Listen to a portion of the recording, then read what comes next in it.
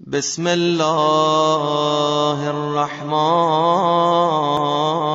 الرحیم۔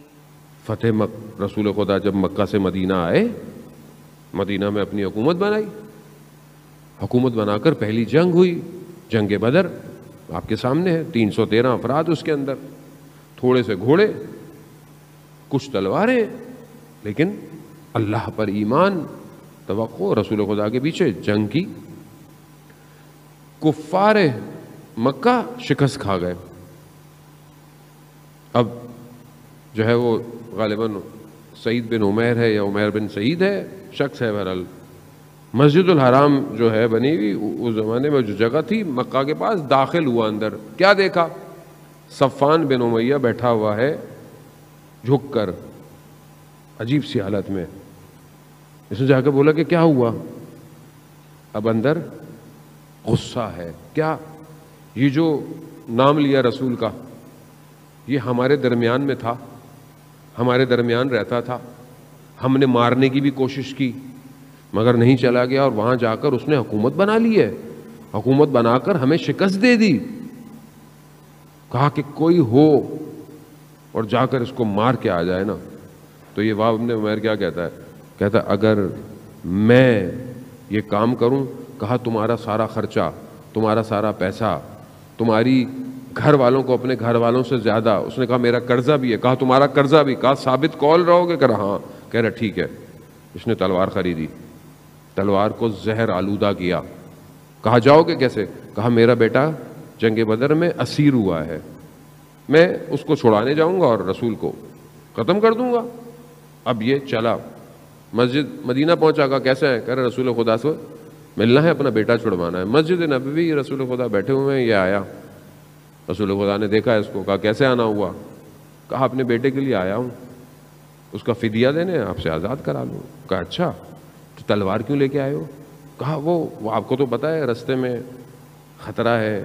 کہا اچھا، اس کو زہر آلودہ کیوں کیا ہے؟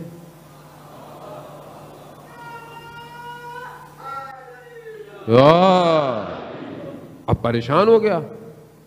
اب اگر نبی کو نہ پتا ہو غیب کی باتیں، یہ مجھے نہیں سمجھ میں آتا، بعض مسلمان پتہ نہیں کیوں ایسی باتیں کرتے ہیں۔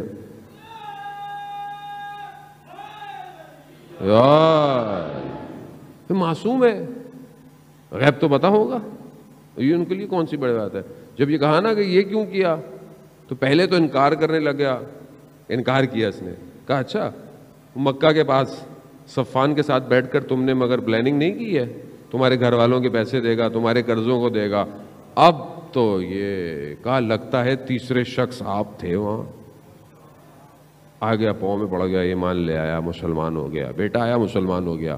اب ادھر صفان انتظار کر رہا ہے رسول کو مار کے آئیں گے، اب یہ مکہ میں داخل ہوئے۔ کہا کیا ہوا؟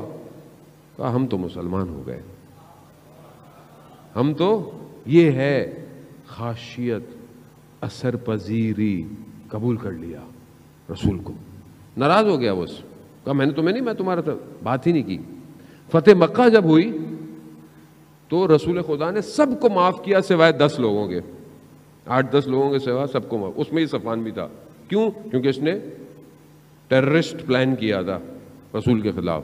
رسول نے خدا کہ اس کو معاف نہیں کیا جائے گا۔ البتہ رسول نے بعد میں لوگوں کو معاف کر دیا، رسول تھے، رحمت اللہ عالمین تھے، معاف کر دیا، لیکن اس کو کہا نہیں، اب اس کی جان خطرے میں ہو گئی، اب یہ نکلنا، کیونکہ جب رسول معاف نہیں کرے تو اس کا مطلب ہے اس کو تو مارنا جائز ہے، اس کو تو مارنا، ابھی چھپے۔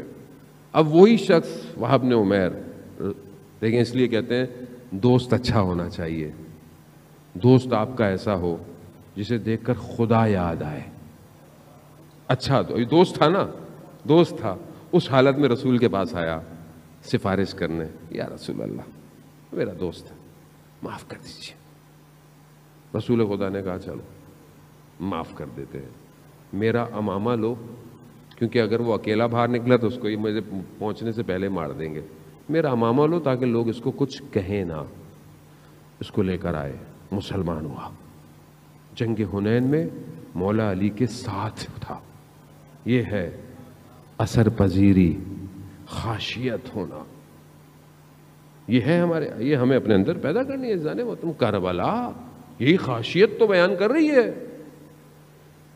سید ابن طاؤس بیان کرتے ہیں جنہوں نے سب سے اوتھینٹک مقتل جس کا ہے لہوف، وہ کہتے ہیں کہ شب عاشورہ خیموں کے پاس جو آوازیں تھیں وہ بالکل ایسے جیسے شہد کی مکھیوں کی آوازیں نہیں ہوتی ہیں. کس چیز کی آوازیں تھیں؟ قرآن کی تلاوت کی، نماز کی، مناجات کی آوازیں. کیوں؟ خدا کے لیے کر رہے تھے، خدا کی طرف بڑھنا ہے.